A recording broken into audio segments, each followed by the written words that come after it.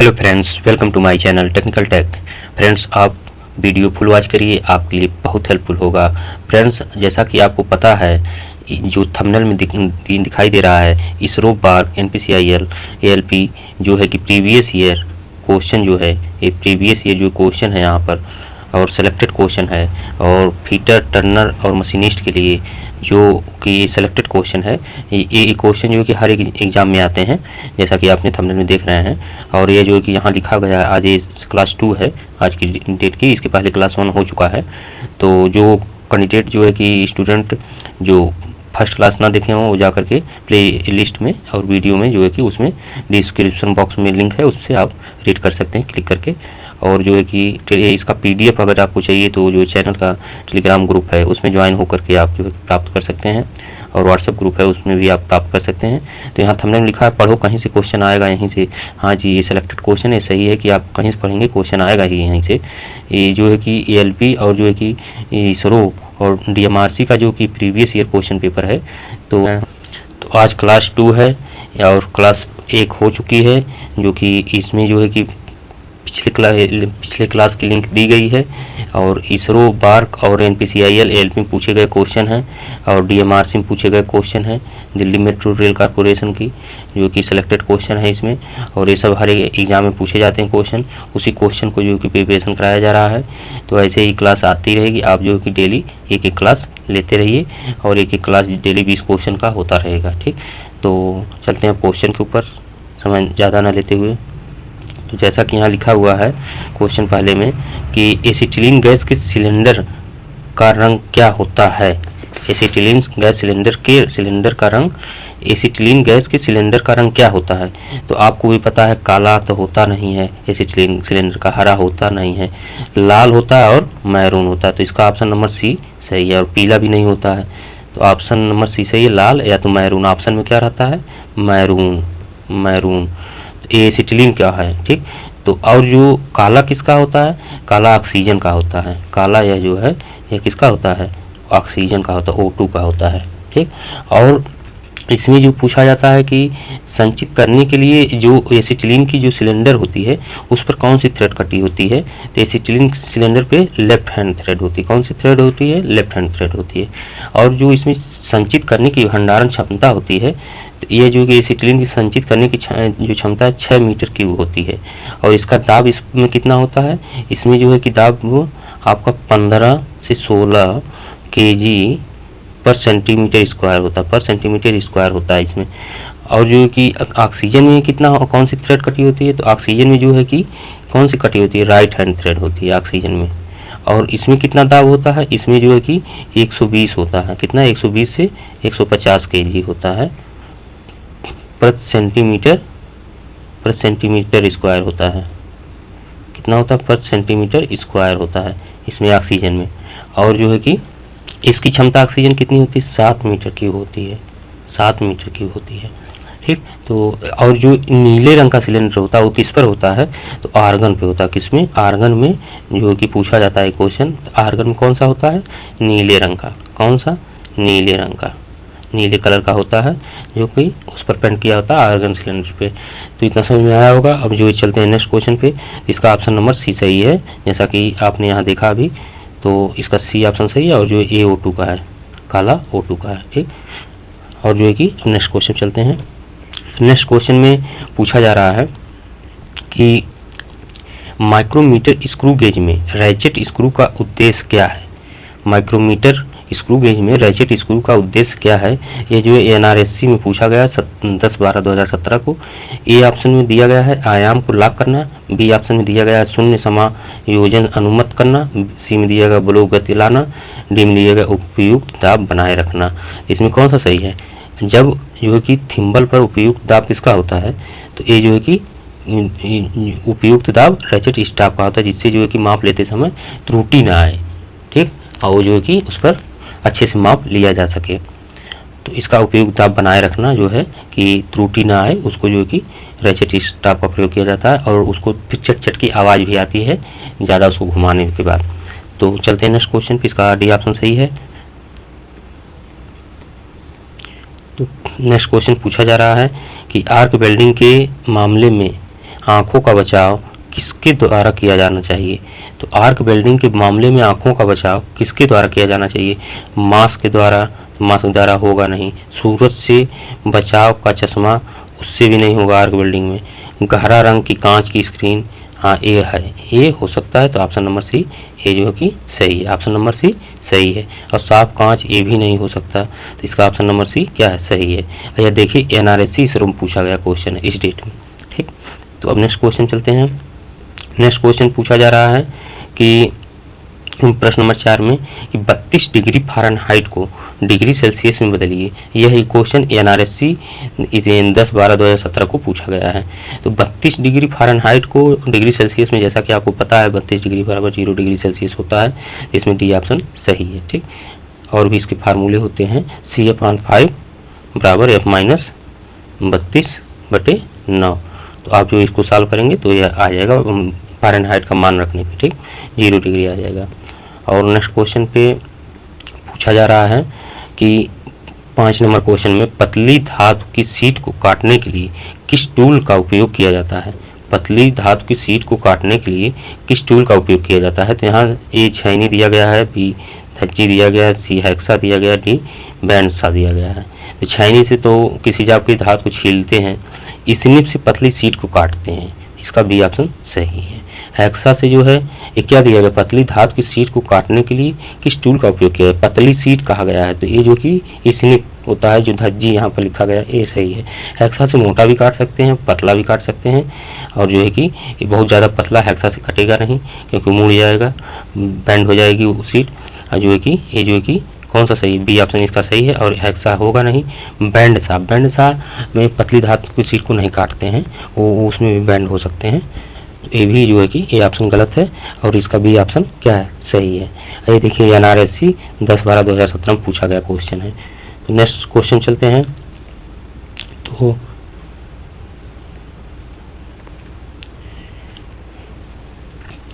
Question number 6 में पूछा जा रहा है, निम्न में से कौन सा अस्थायी जोड़ है? निम्न में से कौन सा अस्थायी जोड़ है जो एनआरएससी शुरू में पूछा गया है? ए दिया गया बोल्टेड जोड़, बी दिया गया वेल्डेड जोड़, सी दिया गया नॉट जोड़, डी दिया गया इनमें से कोई नहीं। तो बोल्टेड क्या है? टेम्परेरी जोड़ है, टेम्परेरी जो ज्वाइंट है, ज्वाइंटर है, क्या है? ज्वाइंटर है, ठीक। और वेल्डेड जो वेल्डिंग किया जाता है ये परमानेंट, तो बी ऑप्शन ये सही है। क्या है? बी ऑप्शन सही है। और जो सी है नॉट जोड़, जो रस्सियों के द्वारा गांठ लगाई जाती है उसको, तो ये भी टेम्परेरी है, ये भी टेम्परेरी के अंतर्गत आता है, ठीक। तो इसमें कौन सा सही है? इसमें बी ऑप्शन सही है। वेल्डेड जोड़, जो परमानेंट फास्टनर होते हैं वो वेल्डिंग के थ्रू वेल्डिंग होते हैं, ठीक। और जो टेम्परेरी होते हैं, नट बोल्ट होते हैं, नॉट होता है, की होते हैं, ये जो है कि क्या है? टेम्परेरी है। सेमी परमानेंट कौन से होते हैं? सोल्डरिंग है, रिवीटिंग है, सेमी परमानेंट है। तो जैसा कि अब नेक्स्ट क्वेश्चन चलते हैं, इसका बी ऑप्शन सही है, बी ऑप्शन सही है। और नेक्स्ट क्वेश्चन चलते हैं। नेक्स्ट क्वेश्चन पूछा जा रहा है कि प्रश्न 7 आर्क वेल्डिंग में आघाती वोल्टेज का मान कितना होता है? इसमें पूछा जा रहा है कि जो है कि आर्क वेल्डिंग में आघाती वोल्टेज का मान कितना होता है? तो इसमें ए ऑप्शन 220 से 240 वोल्ट, 80 से 100 वोल्ट, सी में 40 से 60 वोल्ट, डी में 440 से 460 वोल्ट। तो इसमें जो है ऑप्शन नंबर कौन है? ऑप्शन नंबर बी सही है, 80 से 100 वोल्ट होता है। इसमें जो होता है, जो ट्रांसफार्मर प्रयोग किए जाते हैं, एक स्टेप डाउन ट्रांसफार्मर होता है, जो मुख्य सप्लाई में कितनी पावर ट्रांसफर होते हैं? इसमें 220 से जो है कि 240 वोल्ट होता है, ठीक। और इसको जो है कि 200 मुख्य जो है, मुख्य सप्लाई से इतना वोल्ट आता है को वेल्डिंग सप्लाई में खुले परिपथ में 40 से जो है 40 से 100 वोल्ट तक, 40 से 100 वोल्ट के बीच होता है वेल्डिंग ट्रांसफार्मर, जो है कि ये ट्रांसफर करके देता है। तो ये जो है कि इसका 80 से 100 वोल्ट ये सही इसका ऑप्शन है। और जो वेल्डिंग ट्रांसफार्मर होता है ये एसी की मुख्य धारा को एसी वेल्डिंग धारा में परिवर्तित करता है, तो इसीलिए जो यहाँ पर ये क्या है? वोल्ट जो है कम होता है। तो इसका बी ऑप्शन इसका ए सही है। तो नेक्स्ट क्वेश्चन चलते हैं। अब इतना समझ में आया होगा। नेक्स्ट क्वेश्चन पे क्वेश्चन नंबर 8 में पूछा जा रहा है, 8 नंबर में कि ड्रिलिंग मशीन में ड्रिल चक का क्या कार्य होता है? ड्रिलिंग मशीन में ड्रिल चक का क्या कार्य होता है? जाब को पकड़ना, बी में ड्रिल को पकड़ना, सी में टेबल को पकड़ना, डी में जो है टेबल को उठाना। तो ड्रिल चक का क्या कार्य होता है, जाप को पकड़ता नहीं है, ये ऑप्शन गलत है। ड्रिल को पकड़ता है, ड्रिल चक स्टेट सैंक ड्रिल को क्या करता है, पकड़ता है, तो इसका भी ऑप्शन क्या है, सही है। और सी में टेबल को पकड़ना नहीं, ये भी नहीं हो सकता। डी में टेबल को उठाना, ये भी नहीं हो सकता, तो इसका भी ऑप्शन सही है। तो ये जो किस में पूछा गया, NRSC में पूछा गया है 10/12/2017 को। नेक्स्ट क्वेश्चन चलते हैं। अब नेक्स्ट क्वेश्चन पूछा जा रहा है 9 नंबर में कि एकमी थ्रेड का कोण कितना होता है। एकमी थ्रेड का कोण कितना होता है, जैसा कि आपको भी पता है कि एकमी थ्रेड का कोण 29 डिग्री होता है। और 55 डिग्री किसका होता है, BSW का। किसका होता है, BSW का होता है, ब्रिटिश स्टैंडर्ड व्हिटवर्थ का। और 60 डिग्री किसका होता है, मेट्रिक का। किसका होता है, मेट्रिक का होता है, मेट्रिक का होता है। ठीक, तो इसका ये ऑप्शन सही है। और जो है कि यह एकमी थ्रेड जो है पावर ट्रांसमिशन में ज़्यादातर प्रयोग की जाती है। और लेथ मशीन की स्पेंडल में भी उसमें लीड स्क्रू में भी, लेथ मशीन की लीड स्क्रू में भी एकमी थ्रेड होती है 29 डिग्री। और रेलवे कपलिंग में भी होती है। नेक्स्ट क्वेश्चन पे पूछे जा रहे हैं क्वेश्चन नंबर 10 में, किसी जाप का अधिकतम व्यास जिस पर उसे टर्न किया जा सकता है क्या कहलाता है। किसी जाप का अधिकतम व्यास जिस पर उसे टर्न किया जा सकता है क्या कहलाता है। ए इंगत, बी स्विंग, सी फीड, डी कट की गहराई। तो इसमें क्या कहलाता है, जिसमें अधिकतम वो टर्न किया जा सकता है, तो इसमें जो कि क्या है, बी ऑप्शन सही है, स्विंग। स्विंग होता है। यह जाप का वह अधिकतम व्यास है जो कि सेंटरों के बीच बांधा व घुमाया जा सकता है। लेथ का कैरिज वाई अक्ष पर कार्य करता है। जो सेंटर के जो बेड पे जो कि अधिकतम ऊंचाई जो है क्या है, घुमाई जा सके, उसे क्या कहते हैं, स्विंग कहते हैं, अधिकतम स्विंग कहते हैं। इसका जो है कि इसमें पूछा जा रहा है किसी जाप का अधिकतम व्यास जिस पर उसे टर्न किया जा सकता है तो क्या कहलाता है। तो गति जो होती है, यह गति सिर्फ आगे पीछे ऊपर नीचे दी जा सकती है। ठीक, और जो फीड होता है वो गहराई में दिया जाता है जैसा, और कट ऑफ डेप्थ भी आपको पता है। तो इसमें स्विंग है, ऑप्शन नंबर सी सही है। यह जाप का वह अधिकतम व्यास है जो कि सेंटरों के बीच बांधा हुआ घुमाया जा सकता है। तो वह जो कि अधिकतम व्यास है जो ऊपर जो जितना अधिक जाप को बेड के ऊपर घुमाया जा सकता है, तो ये स्विंग ऑफ साइज कहते हैं इसे। तो नेक्स्ट क्वेश्चन चलते हैं। और जो लेथ मशीन किस अक्ष पे काम करती है, तो वाई अक्ष पे काम करती है। लेथ मशीन का जो कैरिज होता है वह जो किस अक्ष पे काम करता है, तो वाई अक्ष पे पूछा जाता है। तो अब नेक्स्ट क्वेश्चन चलते हैं। तो नेक्स्ट क्वेश्चन पूछा जा रहा है 11 नंबर में कि पिटवा लोहा राट आयरन में कार्बन अयोग के लिए सही विकल्प का चयन करें। तो जो पिटवा लोहा जो होता है इसमें जो है कि ये ऑप्शन दिया गया है 0.05 से 0.3%, बी में दिया गया 0.02 से 0.05%, सी में दिया गया 0.6 से 0.9%, डी में दिया गया 0.3 से 0.6%। इसमें जो है कि कार्बन का अवयव पूछा जा रहा है, तो इसमें जो कितना होता है, बी ऑप्शन इसमें सही। कौन सा ऑप्शन सही, बी ऑप्शन सही। इसमें जो शुद्ध लोहा होता है वह होता है 99.8% होता है राट आयरन में। यह जो है कि सबसे शुद्ध लोहा होता है राट आयरन, और जो है कि इसमें इतना % शुद्ध लोहा प्राप्त होता है। और जो है कि जो ए ऑप्शन है, ए ऑप्शन, यह जो है कि और राट आयरन जो है कि राट आयरन कैसा होता है, उसका स्ट्रक्चर बनावट कैसा होता है, रेशेदार होता है, पूछा जाता है। तो ये रेशेदार जो है कि फाइबर, इसे फाइबरस कहते हैं, फाइबर्स। तो ये जो है रेशेदार होता है। और इसका गलनांक जो होता है राट आयरन का 1600 डिग्री सेल्सियस होता है। कितना होता है, 1600 डिग्री सेल्सियस। और ये मैलिएबल और डक्टाइल होता है, इसे हार्ड और टेम्पर नहीं होता, इसे केस हार्ड करके कार्य किया जा सकता है। यह किस फर्नेस में तैयार होता है, यह पुडलिंग फर्नेस में। किसमें, पुडलिंग फर्नेस होती है, पुडलिंग फर्नेस होती है, उससे तैयार किया जाता है, प्राप्त किया जाता है। इसका भी ऑप्शन क्या है, सही है। अब नेक्स्ट क्वेश्चन चलते हैं, क्वेश्चन नंबर 12 में। तो नेक्स्ट क्वेश्चन पूछा जा रहा है यहाँ पर कि प्रश्न नंबर 12 में लौह एवं अलौह धातुओं में बोर की सुपर फिनिशिंग के लिए किस प्रक्रिया का उपयोग किया जाता है। लौह एवं अलौह धातुओं में बोर की सुपर फिनिशिंग के लिए किस प्रक्रिया का उपयोग किया जाता है। यह देखिए डीएमआर से पूछा गया क्वेश्चन है, डीएमआर से 15/2/2017 को। तो इसमें फाइलिंग तो होगी नहीं, सुपर फिनिशिंग फाइलिंग होगी नहीं। और जो है लैपिंग हो भी सकती है, होनिंग भी हो सकती है।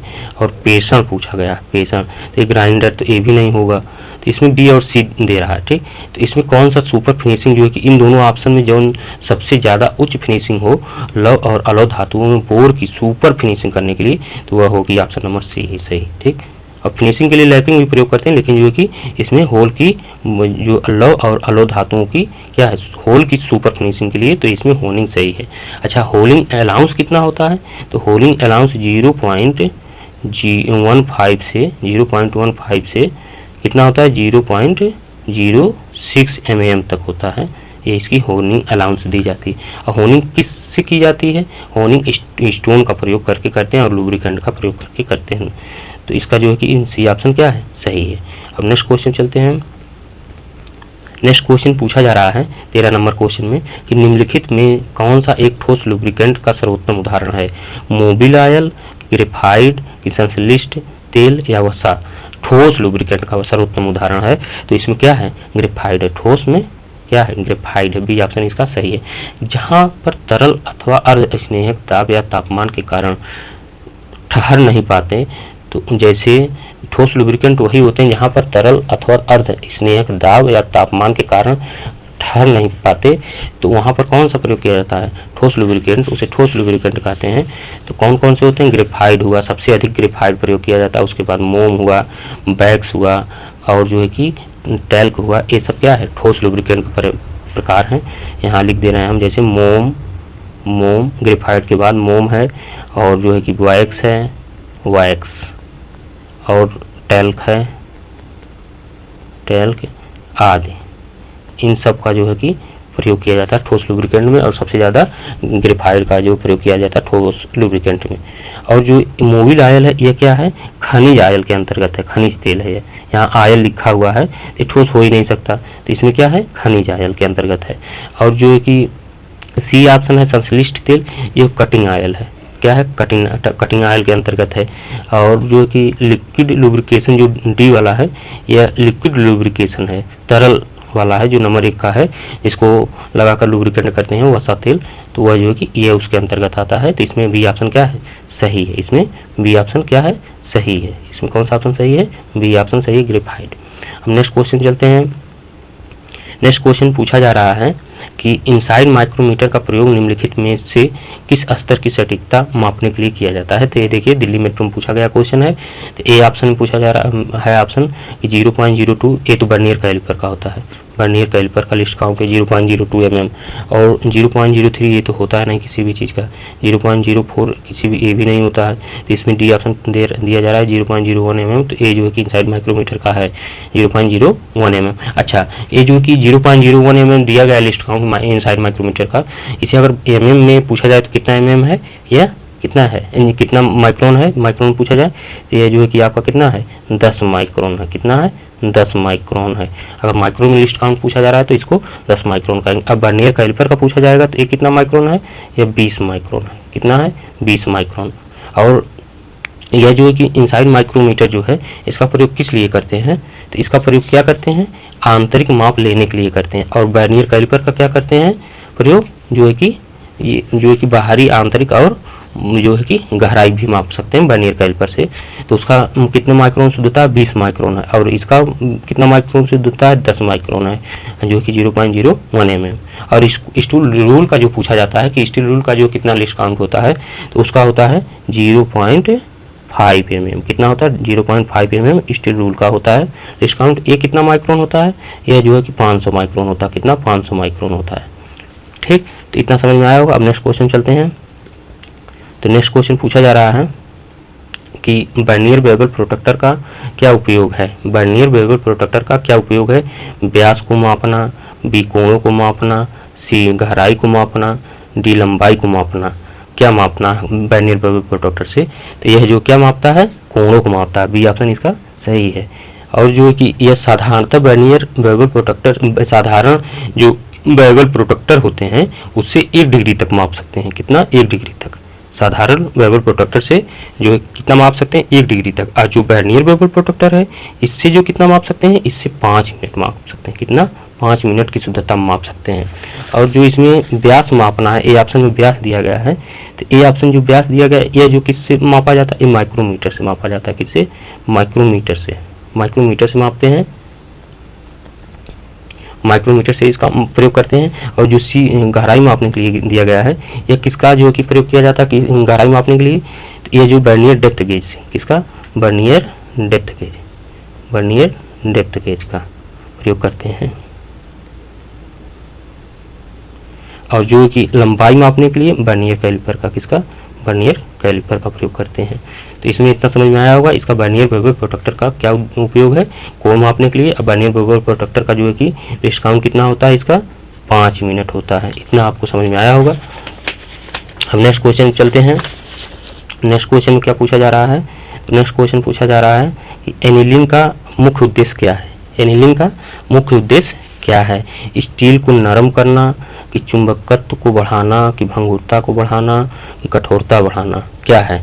स्टील का जो है कि क्या प्रयोग है, किस लिए करते हैं, उद्देश्य, किस उद्देश्य के लिए करते हैं, तो कठोर धातु के बने पुर्जे, कठोर धातु को मशीनिंग करने योग्य बनाने के लिए नरम करने की विधि को एनीलिंग कहते हैं। क्या कहते हैं, एनीलिंग। एनीलिंग कैसे की जाती है, तो एनीलिंग फर्नेस में रख करके एनीलिंग की जाती है उपलों की राख से। और जो इस प्रक्रिया से क्या क्या लाभ होता है, डक्टिलिटी बढ़ाने के लिए की जाती है, मशीनता बढ़ाने के लिए की जाती है, ग्रेन साइज को रिफाइन करने के लिए की जाती है, भीतरी स्ट्रेस को कम करने के लिए की जाती है।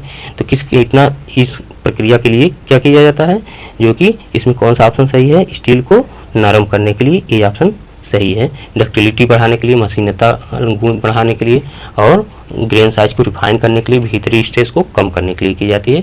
और किस में की जाती है, उपलों की राख में, चाहे फर्नेस में दबा करके, उसमें ढक करके एनीलिंग की जाती है।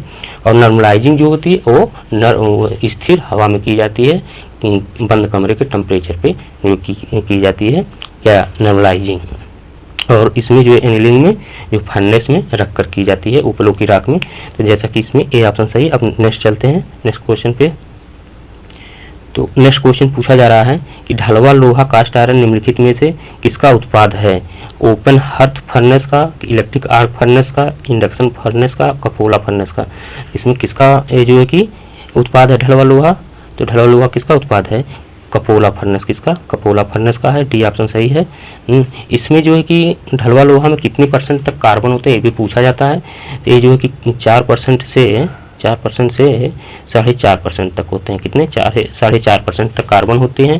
ये मैलिएबल व डक्टाइल नहीं होता है। क्या होता है, मैलिएबल व डक्टाइल नहीं होता है। और जो है कि इसके बने पार्ट सेल्फ लुब्रिकेंट के गुण रखते हैं। इसके बने पार्ट सेल्फ लुब्रिकेंट के गुण रखते हैं। इसका तला जो होता है, जिस कपोला फर्नेस में तैयार किया जाता है, इसके तल अर्ध नहीं, ये जो कि इलेक्ट्रिक आर्क फर्नेस जो है, इसमें इलेक्ट्रिक आर्क फर्नेस, इसका जो है कि इसमें पूछा जाता है किस फर्नेस का जो है कि तल अर्ध गोलाकार होता है। तो इलेक्ट्रिक आर्क फर्नेस का अर्ध तल गोलाकार इस आकार में होता है इलेक्ट्रिक आर्क फर्नेस का। तो ये अर्धगोलाकार होता है किसका, इलेक्ट्रिक आर्क फर्नेस का। और जो ढलवा लोहा है, इसमें जो कितने % जो कार्बन होते हैं, 4% से 4.5% तक कार्बन होते हैं। और जो कपोला फर्नेस में तैयार किया जाता है। अब फुडलिंग फर्नेस में कौन सा पदार्थ तैयार होता है, राट आयरन। कौन सा, राट आयरन। इसमें डी ऑप्शन क्या है, सही है। नेक्स्ट क्वेश्चन चलते हैं। क्वेश्चन नंबर 8 में पूछा जा रहा है कि लेथ बेड की सामग्री क्या है। लेथ बेड की सामग्री क्या है, उच्च स्पीड स्टील है, कि माइल स्टील है, कि टूल स्टील है, कि ढलवा लोहा है। तो किसकी बनी होती है लेथ बेड सामग्री, तो ये ढलवा लोहा किसकी बनी होती है, ढलवा लोहा की बनी होती है। इसमें इसलिए ढलवा लोहा को बनाया जाता है कि इसमें कंप्रेसिव स्ट्रेंथ अधिक होने के कारण इसके मशीन के बेड बनाए जाते हैं, सिलेंडर बनाए जाते हैं इसके। और जो है कि जगह जगह पे जहाँ पर कंप्रेसिव की ज़रूरत होती है, जैसे पार्टों पे सहन करने के लिए अत्यधिक, तो वहाँ पर जो है कि किसका बनाया जाता है, ढलवा लोहा का बनाया जाता है मशीन। जो कि लेथ बेड की सामग्री क्या है, ढलवा लोहा। इसमें डी ऑप्शन सही है। तो नेक्स्ट क्वेश्चन चलते हैं। लेथ क्वेश्चन पूछा जा रहा है नेक्स्ट में 19 नंबर क्वेश्चन में कि धातु काटने की छैनी निम्नलिखित में से किस से बनी होती है। ये भी देखिए दिल्ली मेट्रो में पूछा गया है। लो कार्बन स्टील से नहीं, लो एलॉय स्टील से नहीं, उच्च स्पीड स्टील से, उच्च स्पीड स्टील से, HES से पूछा जा रहा है। तो किसकी बनी होती है, और डी ऑप्शन में हाई कार्बन स्टील से। तो ये जो है कि हाई कार्बन स्टील्स की बनी होती है। इसमें कार्बन % कितनी होती है, तो इसमें जो कार्बन % होती है 0.75% से 0.75 से कितना होता है 1.5% तक होता है कार्बन %। ठीक। और जो लो कार्बन में कितना % होता है कार्बन का, 0.15% तक होता है। 0 से 0.15% तक कितने होता है, लो कार्बन स्टील में होता है। ठीक। और जो सी ऑप्शन में दिया गया हाई स्पीड स्टील। तो ये जो है कि क्या है, इसमें क्या क्या कौन कौन से पदार्थ मिले होते हैं, इसमें टंगस्टन होता है, क्रोमियम होता है, वेनेडियम होता है और जो है कि कार्बन होता है। कितने होते हैं, कार्बन 21 अनुपात में होता है। यह जो है कि कितने अनुपात में होता है, 18%, 4% और 1%। और यहाँ पर 0.6% क्या होता है, कार्बन होता है इसमें उच्च स्पीड स्टील में। तो यह जो है कि क्या है, 18% टंगस्टन है और जो कि 4% क्या है, क्रोमियम है और 1% क्या है, वेनेडियम है और जो 0.6% क्या है, 0.6% क्या है, कार्बन है। तो यह उच्च स्पीड स्टील का जो है कि क्या कॉम्बिनेशन है, इतने धातुओं को मिलाकर उच्च स्पीड स्टील बनाई जाती है। तो ये जो कि धातु काटने की छेनी किसकी बनी होती है, हाई कार्बन स्टील की। इसमें डी ऑप्शन सही है। इसमें जो कितना होता है कार्बन, जो कि 0.75% से कितना होता है, 1.5% तक इसमें कार्बन होता है। इसका डी ऑप्शन सही है। नेक्स्ट क्वेश्चन चलते हैं। नेक्स्ट क्वेश्चन पूछा जा रहा है कि गेट वाल्व का उद्देश्य निम्नलिखित में से किस दिशा में पानी प्रवाहित होने देना है। उसका उद्देश्य किस लिए किया जाता है गेट वाल्व का। तो इसमें जो है कि एक कोणीय दिशा में ए भी नहीं हो सकता, बी समकोण दिशा में ए भी नहीं हो सकता, सीधी रेखा में ए हो सकता है, रेडियल दिशा में ए भी नहीं हो सकता। तो इसमें क्या है, ऑप्शन नंबर सी, सीधी रेखा में इसका प्रयोग किया जाता है। जहाँ पानी का बहाव एक दिशा में सीधा हो वहाँ पर जो है कि किसका प्रयोग किया जाता है, गेट वाल्व का। और जो ग्लोब वाल्व होते हैं, ग्लोब वाल्व, तो ग्लोब वाल्व का प्रयोग किस लिए करते हैं, पानी या भाप को नियंत्रण करने के लिए करते हैं। पानी या भाप को नियंत्रण करने के लिए किसका करते हैं, ग्लोब वाल्व का। ग्लोब वाल्व का ये पूछा जाता है, ग्लोब वाल्व का प्रयोग किस लिए करते हैं, नियंत्रण करने के लिए। किसका, ग्लोब वाल्व का नियंत्रण करने के लिए, नियंत्रण करने के लिए करते हैं किसका प्रयोग, ग्लोब वाल्व का। और जो गेट वाल्व का प्रयोग करते हैं बहाव के लिए करते हैं, एक ही दिशा में बहाव के लिए। तो इसमें सीधी रेखा में जो है कि सी ऑप्शन इसका सही है। अब जो है कि 20 क्वेश्चन ही इतना था और इसकी आंसर की यहाँ पर नीचे लगाई गई है, आप जो है कि प्राप्त कर सकते हैं टेलीग्राम ग्रुप में ज्वाइन करके। तो इसमें 20 ही क्वेश्चन था और क्वेश्चन डालने से वीडियो लंबी होगी और जो है कि आप लोग फुल वॉच नहीं करेंगे। तो इसमें जो है कि आप जो है कि आंसर की भी लगाई गई है, तो आप पूरा फुल वॉच करिए, आपके लिए बहुत हेल्पफुल होगा। जैसा कि एग्जाम इस समय चल रहे हैं, बार के NPCIL इसरो के फॉर्म भरे जा रहे हैं, बार का भी भरा जा रहा है, फिर आने वाले समय में LP का भी भरा जाएगा। तो आपके लिए बहुत हेल्पफुल होगा ये जो है कि आप फुल वॉच करिए। और वीडियो अच्छी लगे तो कमेंट भी करिए और जो लाइक भी करिए और सब्सक्राइब करिए चैनल को, और जो अपने फ्रेंड हो उनको शेयर भी करिए। धन्यवाद।